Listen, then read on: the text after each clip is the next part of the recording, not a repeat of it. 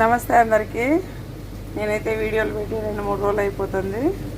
ఈరోజు అయితే వీడియోస్ పెడుతున్నాను. నా భోజనం చూద్దాం రండి. వైట్ రైసు, చిక్కుడుకాయ తాలింపు, రసము, అలాగే చికెన్ మచ్చిపూసు. ఇది కోయటలో చేశాను. నాకు మచ్చిపూసు అంటే చాలా ఇష్టము. మచ్చిపూసు బాగా వేడివేడిగా ఉంది, అందు మచ్చిపూసు పెట్టుకొని తింటున్నాను. తర్వాత వైట్ రైస్, తాలింపు, రసం వేసుకుంటాను.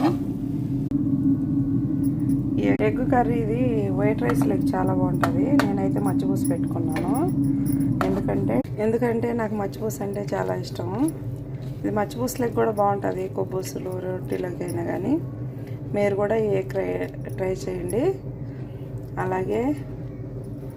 అలాగే వీడియో కనుక నచ్చితే లైక్ చేయండి, షేర్ చేయండి, సబ్స్క్రైబ్ చేసుకోండి.